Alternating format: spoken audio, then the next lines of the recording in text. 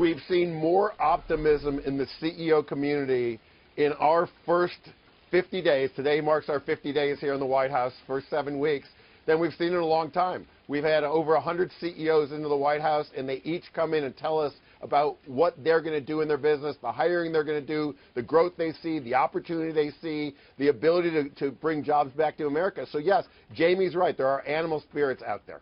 All right, you heard him. That was the chief economic advisor to President Trump talking about animal spirits, the driving force behind economic optimism.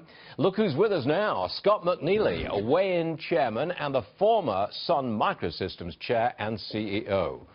You think, what do you know about animal spirits in California, Scott? That's a personal question. I'm not sure I can answer that on national TV, but I will say that I talk to a lot of CEOs, and they are much more optimistic. They finally see somebody who's interested in the economy and interested in eliminating regulations and making it easier for people to hire and grow their businesses. So they can't come out and talk about that because there's a lot of consumers out there who are really put off by Trump.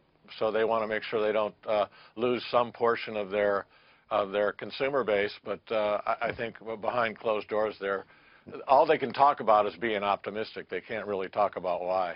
It's fascinating. We've got this poll from Gallup. 54% of Americans are optimistic that President Trump will make us more prosperous.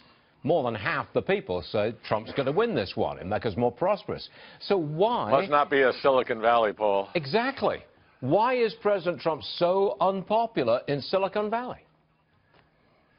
Well, you know, I don't know. I don't know that I have any unique perspective. Certainly, his style is not one that people would like. But the two things that I see that are maybe a little bit unique here, I think Silicon Valley is a wonderful little bubble. It's beautiful weather, beautiful environment. I mean, it's terrible traffic now, but there's a ton of money that gets pouring into here through the VC community, and engineers are more than happy to move to the Bay Area to do their startups so they can be near that kind of money.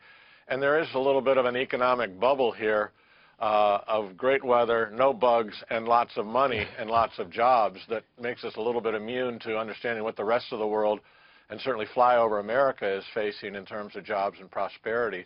So I think that that's part of it. And the second part of it is I just think that the media centricity out here, I don't think, you know, English majors necessarily studied civics and economics, and I don't think engineers, really great engineers, necessarily spend a lot of time on that.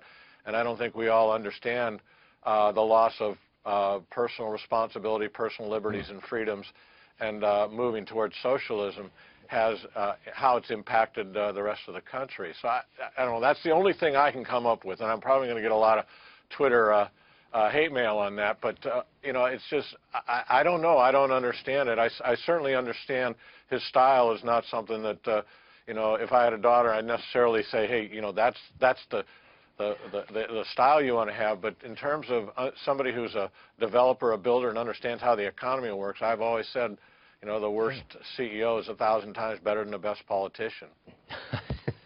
I'm going to quote you on that one. That's a good one, Scott. Now, do you remember when you described Snap on this program as a banana? I know you don't remember. I'm going to refresh your memory and our viewers' memory by rolling tape.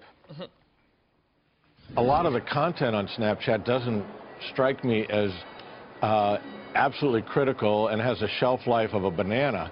And so you look at things like LinkedIn and Facebook and other things, stuff is kept there, the relationships are kept there for a long, long period of time, and I think are a lot more durable, and that becomes an easier thing to monetize. Well, Scott, we had Snap went out at 24. It's now trading around 21.50. That's not exactly a huge pullback. Any change in your judgment of Snap as we speak? Well, you know, again, the other part of that conversation is, you know, if you've got the eyeballs, and they certainly have captured a very interesting demographic that will come into money. The real question is, can they maintain that? And, you know, it's really, really hard to predict where the kids will go, how long they'll stay there, and there are some very interesting monetization opportunities available to Snap. So, but they're, you know, they got a big number to earn. We'll see how it goes.